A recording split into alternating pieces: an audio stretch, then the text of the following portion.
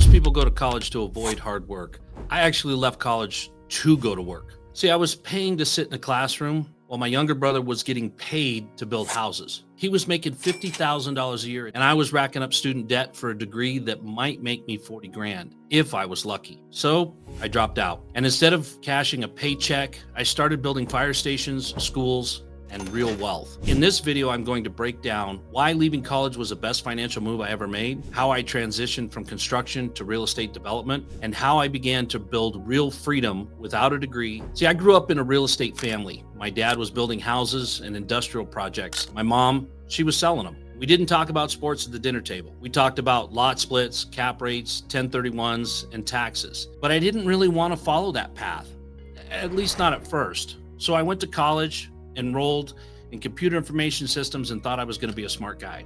I thought I'd end up, some downtown tower working on networks and software systems. Well, I lasted exactly one semester. Why? Because halfway through that semester, I realized I was doing all the work for a degree that might lead to a $40,000 a year starting salary if I was lucky. Meanwhile, my brother, fresh out of high school, was clearing $50,000 a year building houses, and he didn't owe a dime to anyone. Now, if you adjust for inflation, my brother was making about $106,000 a year right out of high school. And I was doing theoretical work while he was creating something real. And that made me question everything. So I left college.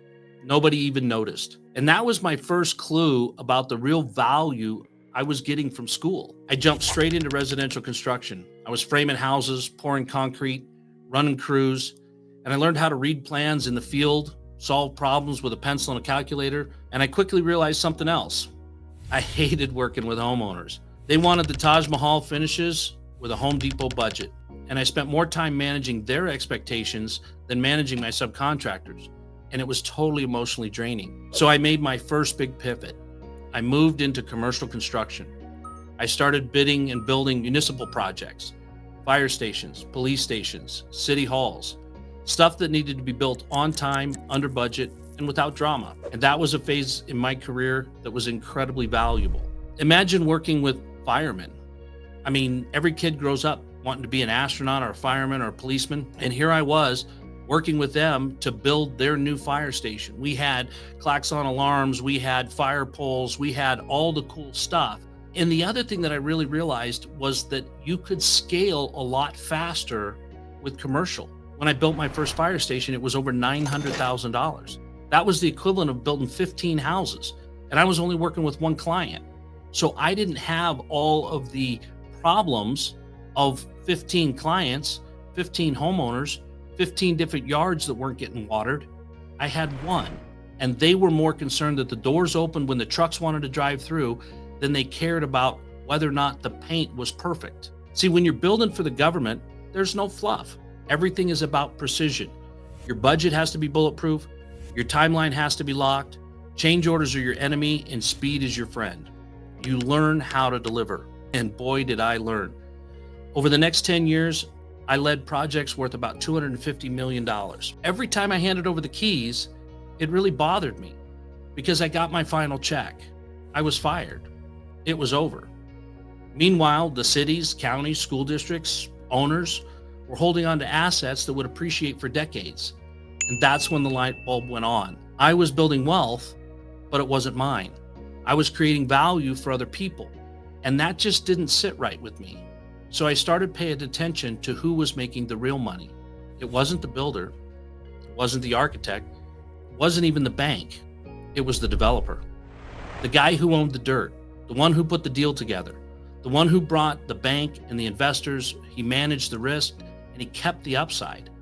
And that's who I wanted to be. And so there I started to transition. It was slow at first. I still ran my construction company. I began to develop my own projects. I started finding partnerships. And in that, I found partners with money. I found partners with land. And I learned how to structure deals and build relationships with people who wanted to invest, but they sure didn't want to swing a hammer. We began with industrial flex. We moved into mini storage and then finally to ground up multifamily. I built a team. We started to syndicate projects in 2019 under Shannon Robnet Industries. And we weren't pouring concrete anymore. We were building wealth. We were providing cash flow, and we were doing it tax efficiently. And the best part, We were building it for people like us, investors who wanted more than just the typical Wall Street nonsense. I'm not anti-college. In fact, all three of my children have graduated from college, and I'm very, very proud of that. But I'm pro results. And if your goal is a job and stability, college might be the right tool. But if your goal is financial freedom, you need assets, you need equity, you need to think like an owner. And in doing that, that means you need to understand deal structure.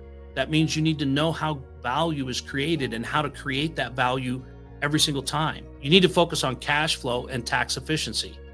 Your journey may be different than mine because mine started by swinging a hammer, but it grew into building a portfolio.